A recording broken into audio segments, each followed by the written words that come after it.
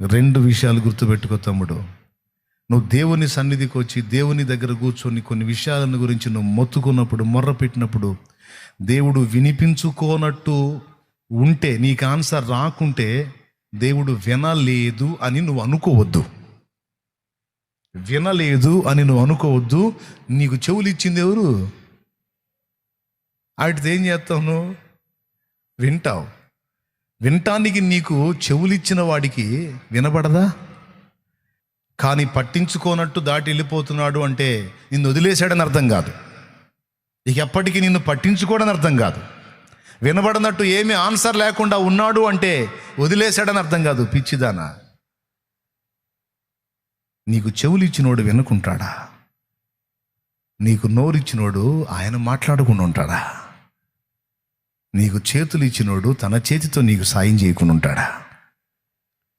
నీ మనసు, దాని అందలి పట్టుదల, నీ అందలి విశ్వాసము, నీ నిరీక్షణ, నీ తగ్గింపు, నీ ఎదురు చూపుని ఆయన పరీక్షించుకుంటాడు. పరీక్షించుకొని తమ్ముడు, పరీక్షించుకొని నీకు స్తోత్రం ప్రభువా అని సమీపానికి వెళ్ళు.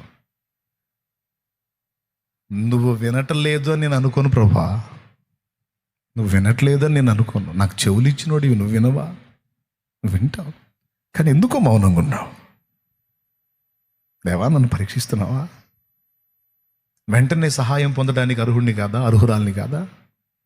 పర్వాలేదు నాయన. లేకపోతే నేను ఇంకా నలగవలసి ఉన్నదా?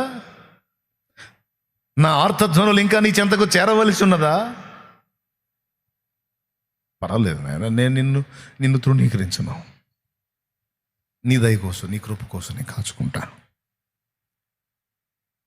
కానీ నువ్వు వినకుండా మాత్రం ఉండవయ్యా. నా ఆర్తధ్వని నీ సన్నిధిలో వినపడుతుందని నాకు తెలుసు. నేను ఎన్నిసార్లు మొర్ర పెట్టాను, అన్నిసార్లు నా మొర్ర నీ యొద్ద చేరిందని తెలుసు. నా ప్రార్థనలు నీ చెంత ఉన్నవని తెలుసు. నా కన్నీళ్లు నీ బుడ్డిలో దాచి ఉన్నావని నాకు తెలుసు. ఎందుకంటే నేను పాపినై ఉన్నప్పుడే నన్ను ప్రేమించి ప్రాణం పెట్టినోడివి నువ్వు. నేను మంచోడినై, మంచిదాన్నై ఉన్నప్పుడు కాదు, నేను పూర్తిగా చెడిపోయిన స్థితిలో, చచ్చిన స్థితిలో, నీకు శత్రువుగా నడుచుకున్న దినానే నన్ను ప్రేమించి, ఆ చెడిపోయినోడిని, ఆ చెడిపోయిన దాన్ని ప్రేమించి చచ్చిపోయినోడు అని నాకు తెలుసు. నువ్వు నా కోసం ప్రాణం పెట్టినోడు అని నాకు తెలుసు. నువ్వు నా మొర ఎందుకు వినవు దేవా? నువ్వు నా ప్రార్థన ఎందుకు వినవు? ఖచ్చితంగా వింటావు. కానీ నా నిరీక్షణను, నా విశ్వాసాన్ని నువ్వు పరీక్షిస్తున్నావు. ఏదేమైనా అన్యుల దగ్గరికి వెళ్ళి చేయి చాపను, మరొక దారి నేను వెతుక్కోను. నా రక్షకుడివి, నా ప్రియుడివి, నా రాజువి, నా ప్రభువి, నా దేవుడివి, నాకున్న ఆధారము నువ్వే. నీట ముంచిన, పాల ముంచిన నువ్వే. నా స్థితిని, నా గతిని ఏం చేసినా నువ్వే. నువ్వు ఆన్సర్ లేదని నేను కోపడినాయా? సర్వాధికారి నువ్వు, నీ ఇష్టం. కానీ నేను ఒకటి మాత్రం ఎరుగుదును, నా మొర్ర నీ చింత చేరిందని మాత్రం నాకు తెలుసు. ఇంకా ఎన్ని మొర్రలు చేరాలో అన్ని మొర్రలు చేరుస్తా, మొర్ర పెడతానే ఉంటా. నా మొర్ర ఆగదు, నేను ఆగను. ఎందుకంటే నేను వేదనలో ఉన్నాను, నేను నలిగిపోతున్నాను. నీ సన్నిధి, నీ పాదాలు తప్ప నాకు వేరే ప్రత్యామ్నాయం లేదు, వేరే దిక్కు లేదు నాకు. ఏ నరుని దగ్గరికి పోయి నేను దేహి అని అడగలేను. నేను నీ పాదాల దగ్గరికి వచ్చాను. నా కోసం కదలవా తండ్రి? ఆయనకు మ్రొక్కు, ఆయన్ను మరి బిగ్గరగా కేకలువే. నిరీక్షించు, దేవుని కార్యాన్ని తప్పకుండా చూస్తావు. ఆయన అన్యాయస్తుడైతే కాదు. అందరు చెప్పండి, ఎప్పుడు ప్రేమించాడు నిన్ను? మంచిగా ఉన్నప్పుడా, చెడిపోయిన స్థితిలో ఉన్నప్పుడేనా? ఎంత ప్రేమించాడో?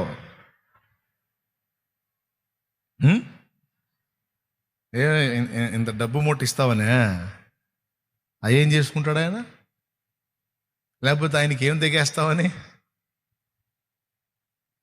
ఎందుకంటే ఆ చేతులతోనే నిన్ను నిర్మించుకున్నాడు గనుక, ఆ చేతులతోనే నన్ను నిర్మించుకున్నాడు గనుక, మనల్ని నిర్మించుకున్నాడు, మనల్ని కన్నాడు గనుక అది కన్న ప్రేమ, అది మాతృ ప్రేమ, అది పితృ ప్రేమ. అందులో మార్పు ఉండదు. ప్రేమించడని మాత్రం అనుకోవద్దు, పట్టించుకోవడని మాత్రం అనుకోవద్దు. ఇక్కడ క్లియర్గా కనపడుతుంది, దాటి వెళ్ళినట్టు ఉంటాడు, దాటిపోడు. దాటి వెళ్తున్నట్టు ఉంటాడు. గుడ్డివాడి దగ్గర కూడా అంతే. భర్తిమై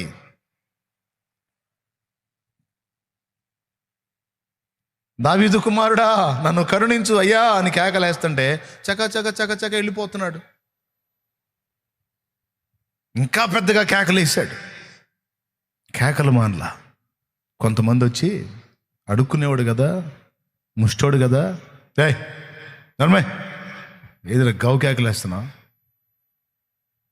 మనుషులకి వాళ్ళు చెప్పిన మాట వినకపోతే అహం రేగిద్ది అహం. అందులో ముష్టోళ్ళ మీద బలి జాగిస్తారు ఒక్కొక్కళ్ళు, అడుక్కునేవాడు. ఎందుకంటే వీళ్ళు లేసే భిక్షతో వాళ్ళు బతకాలి కదా. అందుకు మార్కు సువార్తలో రాసుంది, అతనిని వారు గద్దించిరి అని రాసుంది. అతడేమో భర్తిమయ్యేమో దావీదు కుమారుడా నన్ను దాటిపోవద్దని కేకలేస్తుంటే కొంతమంది వెళ్ళి అతనిని గద్దించిరి అని రాసుంది క్లియర్గా. ఏమని గద్దించి ఉంటారండి?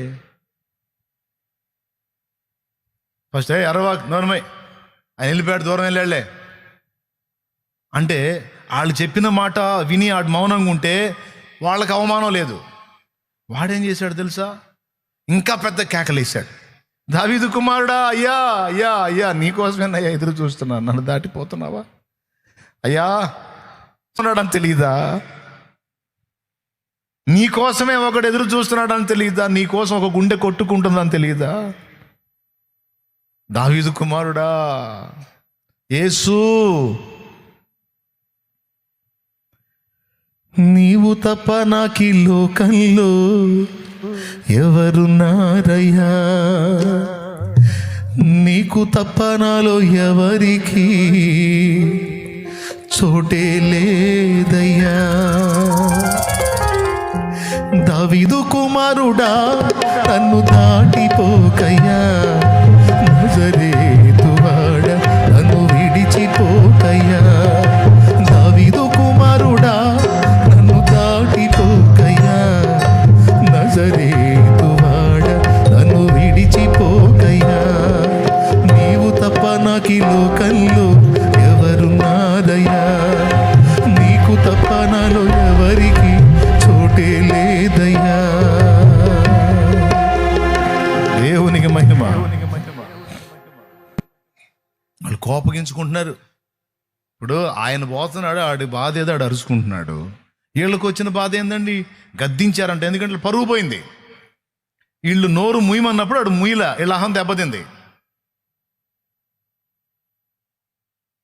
మీకు అర్థమైందా? చిన్నపిల్లల్ని కూడా మీరు గమనించండి. తండ్రులు ఒక్కోసారి అహానికి పోతారు. వాడిని రేయ్ నోర్మై అంటారు, వాడు ముయ్యడు, ఇంకొంచెం పెద్దగా ఏడుస్తాడు. అప్పుడు ఇతను అహం దెబ్బతింటది. ముయ్యమంటే ముయ్యని కొడతాడు. ఎందుకు? వాడు నోరు మూస్తే ఈయన మునగాడు, ముయ్యకపోతే ఎదవైపోయాడు. ఏమన్నా అర్థమైందా నేను చెప్పింది? వాళ్ళు నోరు ముయ్యమన్నప్పుడు అతను మూసినట్లయితే వాళ్ళు మునగాళ్ళు. కానీ అతని బాధలు వాళ్ళకేం తెలుసు? వాళ్ళ కళ్ళు పోతాయి కదా, వాళ్ళకి అర్థమయ్యేది. కేకలేస్తున్నాడు, మొత్తుకొని గోలగోలు చేస్తున్నాడు. ఏమి వినిపించుకున్నాడు, చక చక చక చక వెళ్ళిపోతున్నాడు. అయ్యా ఏందయ్యా ఇంతమంది జనం పోతున్నారు ఏందయ్యా అంటే, నీకు తెలియదా నజరేయుడు యేసు ఈ మార్గాన పోతున్నాడు. అయ్యా యేసు నజరేయుడని యేసు వేసాడు కేక. అయ్యా ఎంత దూరం వెళ్ళాడయ్యా? చాలా దూరం వెళ్ళాడా? దగ్గరలోనే ఉన్నాడంటే దూరం వెళ్ళిపోయాడయ్యా. నాకు కేక అందడా వేసాడు కేక, దావీదు కుమారుడా నన్ను కరుణించు, దావీదు కుమారుడా నన్ను కరుణించు. పెద్ద పెద్ద పెద్ద పెద్దగా కేకలు వేసాడు. వాళ్ళు వచ్చి గద్దించారే, ఆయన ఎక్కడో వెళ్ళి చాలా దూరం వెళ్ళాడు, నువ్వు ఇక్కడ కేకలు ఎత్తున్నా. అబ్బా సోది, వాళ్ళకి సోది, వాంది ఆర్తధ్వని. నీకేం తెలుసురా నా బతుకు? వాని బాధ వాడిని వినిపించుకున్నట్టు వెళ్తున్నాడు, చక్క చక్క చక్క చక్క వెళ్తున్నాడు. కేకలాపలా వేస్తానే ఉన్నాడు. నీ కేకలు ఆగకూడదు. దేవుని సమాధానం నీవు పొందినంత వరకు నీ కేకలు ఆగకూడదు. దేవునికి స్తోత్రం కలుగును గాక. ఇంట్లో వాళ్ళ మీద కేకలేయొద్దు, మనుషుల మీద కేకలేయొద్దు, మనుషుల ముందుకు పోయి కేకలేయొద్దు. కొంతమందికి పరిస్థితులు మారక, ఒక దరి తెన్ను దొరక్క ఇంట్లో వాళ్ళ మీద ఒకళ్ళ మీద ఒకళ్ళు కేకలేసుకుంటుంటారు. ఈ కేకలు వేస్ట్. నువ్వు తేడా, నీ దరిద్రమే, నీ కొంప నువ్వే మా కొంపగా శనిలాగా పట్టావు, నువ్వు అట్ట దరిద్రం, నువ్వు ఇట్ట దరిద్రం అని ఒకళ్ళ మీద ఒకళ్ళు కేకలు వేసుకోవద్దు. ఎవరికాళ్ళు వ్యక్తిగతంగా ఆయన వైపు తిరిగి ఆయనను కేక వేయండి. ఆయనను కేక వేసి ఆయనను నిలయండి. ఆయన ఆపటం చేయండి. ఆపినాయి అట్లా పోతాడు కానీ పట్టించుకోనట్టు ఎట్లా పోతాడమ్మా? వీళ్ళు వచ్చి అతన్ని గద్దించకపోతే రే చాలా మంది కళ్ళు తెరిచాడు, ఏసు పోతున్నాడు, ఇది మనూరు కళ్ళు లేనోడ్రా, ఇది గుడ్డోడు పాప అయ్యో అని ఆయన వెంట పరిగెత్తాలి కదా. ఎవడండి సాయం చేసేది? ఎవరికండి పట్టేది? ఎవరికండి మన కన్నీళ్ళు ఇంపుగా ఉండేది?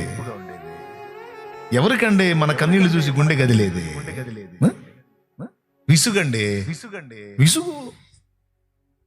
ఇప్పుడు ఆడి దగ్గరకు వచ్చి అన్నోరు మూపిపోతే, అరే పాప ఆయన బాగు చేస్తాడు కదా, బాగు చేసేవాడు నీకు పోగొట్టుకున్నాడు దరిద్రుడు, అరే కళ్ళు కనపడలేదు పాప, అయ్యో పాప అని పరిగెత్తాలా? యేసు వెంటబడి ప్రభువా ప్రభువా ప్రభువా అని పరిగెత్తి వెళ్ళి ఆయన నిలేసి ఆయన ఆపి నేను తీసుకెళ్ళా. ఎవడు సాయం చేశాడు?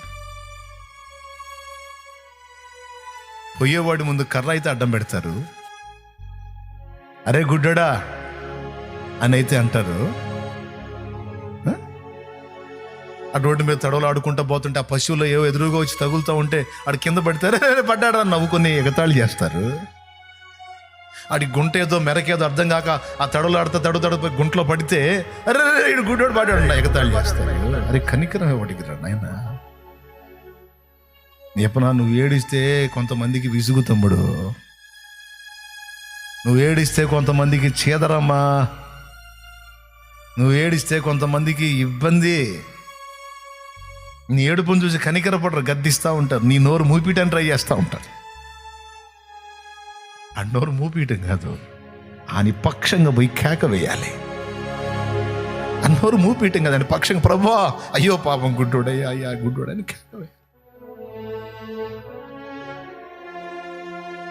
ఆ నోరు మూపిస్తున్నారు.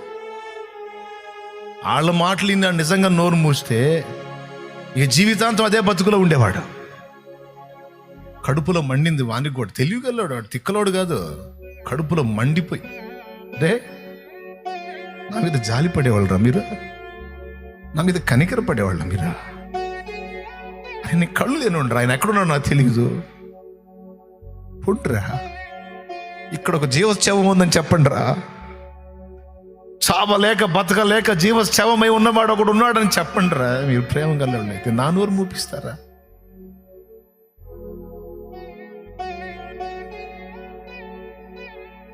ప్రేమను బిడ్డవారా,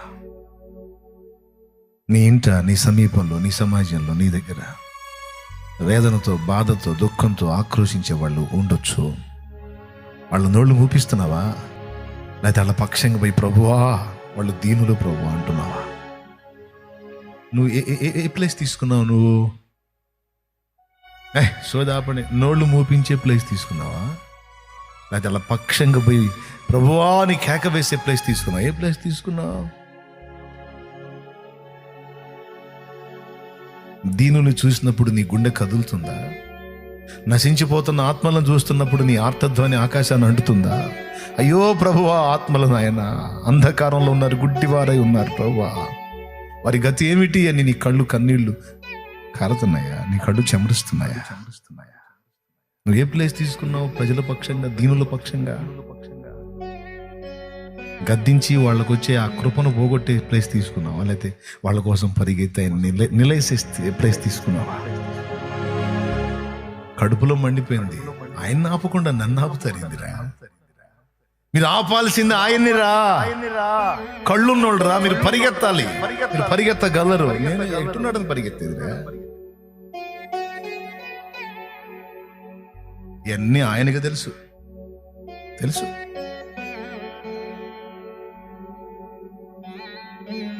చక చక చక నడుస్తానే తక్కువనాగాడు. ఆగాడు. ఆయన ఎందుకు పోతాడు? ఆయన దాటిపోయేవాడు కాదైతే, ఆయన దాటిపోయేవాడు కదా, ఆయన ఆగాడు.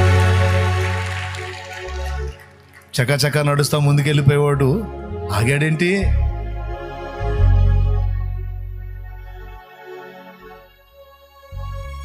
ఎప్పుడైతే ప్రభు ఆగాడో, ఆగి ఏం చేశాడు తెలుసా? యేసయ్య ఆగి ఏం చేశాడు తెలుసా? వానిని నా యొద్దకు తీసుకున్నాడు అన్నాడు. అప్పుడు పోయి అంటున్నారు, అప్పుడు పోయి ఏమంటున్నారు చూడ, చదువున్నాను ఒకసారి, చదువున్నానా? ధైర్యము తెచ్చుకొను. అబ్బాబాబాబాబాబాబా, ఎంత ఓదార్పు! ఎప్పుడు? అప్పుడు మళ్ళా జాలి గొలిపే మాటలు మాట్లాడుతున్నారు. జాలి గొలిపే మాట. ధైర్యం తెచ్చుకోయ్యా, ఆయన నిన్ను పిలుచుచున్నాడు లెమ్మని వానితో. ఆయన నిన్ను పిలుచుచున్నాడు, ధైర్యం తెచ్చుకోయ్యా. ఇప్పుడు దాకా నోరు మూయమని గద్దిస్తారు కదరా, ఇప్పుడేంది వెంటనే ఓదార్పుకు మొదలు పెట్టారు? అది మనుషుల తత్వం, అది మనుషుల నేచర్. అది వాళ్ళు చెప్పే ధైర్యం మాటలు కూడా బట్టి, ధైర్యం తెచ్చుకోనము, మీ మాటలు వద్దురా నాయన, నాకు మీకు దండం పెడతాను, నన్ను తీసుకెళ్ళండి ఆయన దగ్గరికి. మీ గద్దింపులు వద్దు, మీ ఓదార్పులు వద్దు, ఆయన దగ్గర తీసుకెళ్ళండి రా. వెళ్ళి నిలబడితే చెప్పు, నేను నీకేం చేయకూర్చున్నావు? ప్రభువా, ఈ 2 కళ్ళు లేవు, అంధకారంలో బ్రతుకుతున్నాను, చావలేక బ్రతకలేక జీవోత్సవమై ఉన్నాను, శాపాన్ని అనుభవిస్తున్నాను, నాకు దృష్టి ప్రసాదించు. ఇంకా నేనేమి వేరేదేం ఆశించట్లేదు, నా కళ్ళు బాగు, నాకు అవసరమైనవి నీవు కోరినట్టే నీకు అగునుగాక. వెళ్ళు.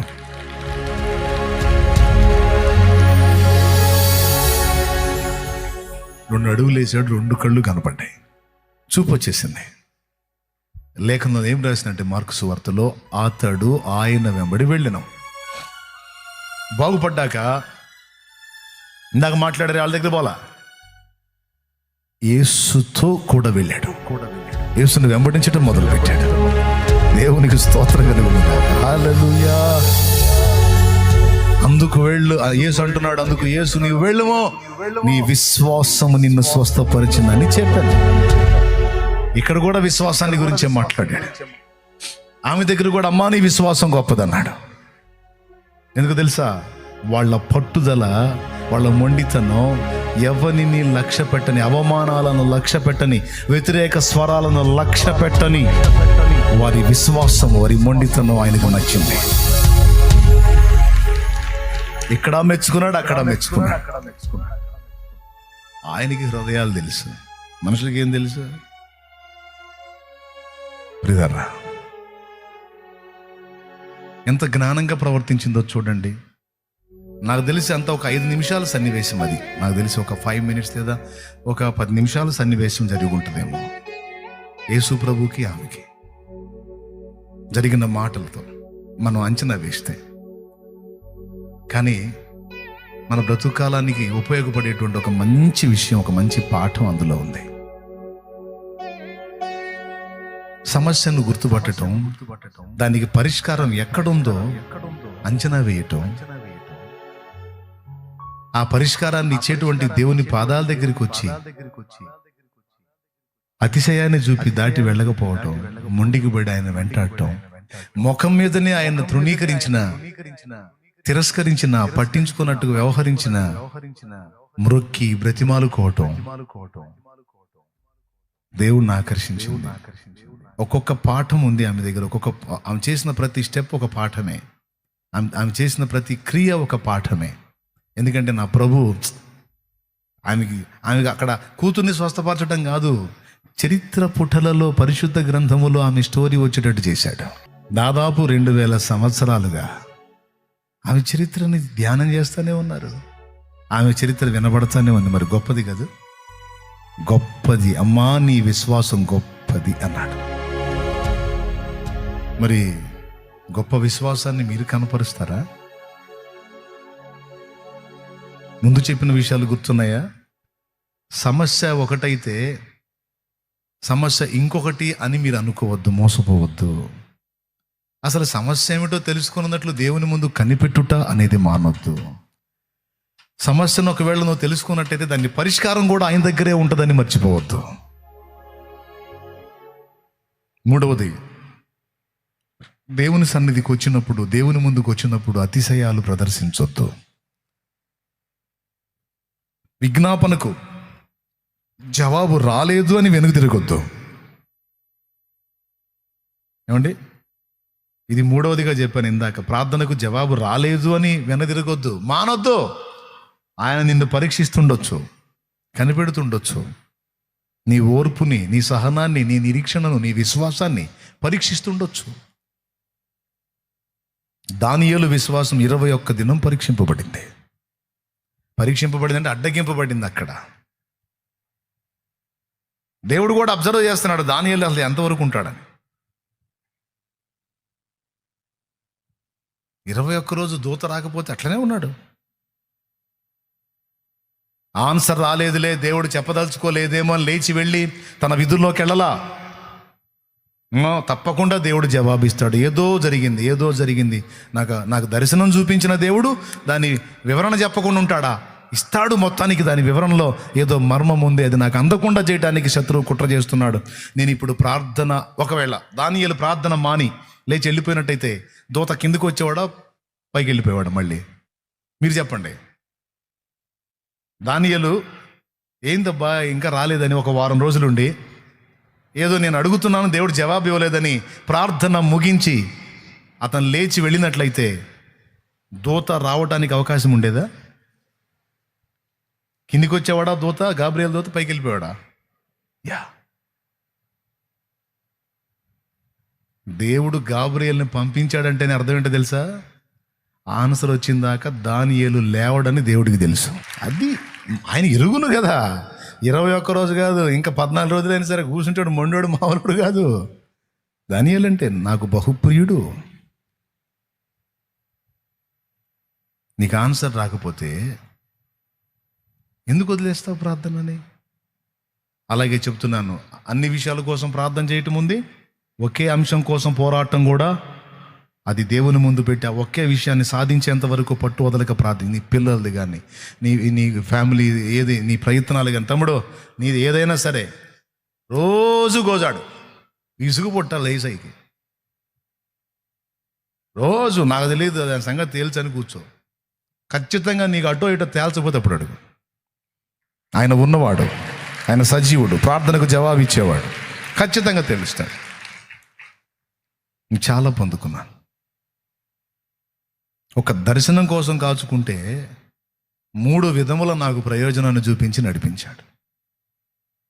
ఇప్పుడు కూడా చాలా ఇష్టం నాకు అట్లాంటి మొండోళ్ళు దొరికితే వాళ్ళతో కలిసి అట్లా ప్రార్థనలో గడుపుదామని. అలా దేవుని ముందు గడపటం ఎక్కువ ఇష్టం నాకు. పిచ్చోళ్ళు ఏం పెద్ద తగలటల్లా. ఇప్పుడు అంత సోదరులు తయారయ్యారు. అంత పైపైన భక్తి. దేవుని ముందు అలా కనిపెట్టుకుందాం, అలా కాచుకుందాం, కొద్ది రోజులు అలా ప్రార్థనలో గడుపుదాం, వస్తావా అని అడిగేవాళ్ళేరి. ప్రతి ఒక్కడి జేబులో ఒకటి ఉండగా అదే పిచ్చి మత్తెక్కినట్టు ఎక్కింది అందరికీ.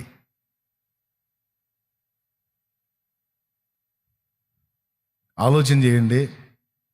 ఇది రాత్రి వేళ చెప్పించాడు దేవుడు ఈ విషయాల్ని. తెల్లారేటప్పటికి మర్చిపోతారో, లేకపోతే హృదయంలో భద్రం చేసుకొని ఇక పోరాటం మొదలుపెట్టి ఈ రాత్రి నుంచే స్టార్ట్ చేస్తారో మీ ఇష్టం. ఈరోజు ఎందుకు చెప్పానంటే, ఇప్పుడు కాసేపటికి ఇక మీకు మంచి ఛాన్స్ వచ్చింది. ఈ నైట్ దేవునితో గోజాడుకునే ఛాన్స్, నీ సమస్యను దేవుని ముందు పెట్టే ఛాన్స్. ఈరోజు ఏ విషయాల కోసం నలుగుతున్నావో ఈ రోజు నుంచే ఆ అంశం కోసం ప్రార్థన చేయడానికి మొదలుపెట్టే ఛాన్స్. ఈరోజు దేవుడు నిన్ను దర్శించిన దాకా వదలొద్దు. ఆ భక్తిని సాధన చేయండి. జవాబు ఇచ్చిన దాకా వదలొద్దు. నా ప్రభు అనాలా, నా కుమారి నీ విశ్వాసం గొప్పదిరా తల్లి అనాలా. నా కుమారుడా నీ విశ్వాసం గొప్పది అనిపించుకుందామా? అలా సిద్ధపడదామా? చాలు, ఇక పెద్ద మ్యాటర్ ఏం అవసరం. కృప మనకు తోడై ఉండును గాక.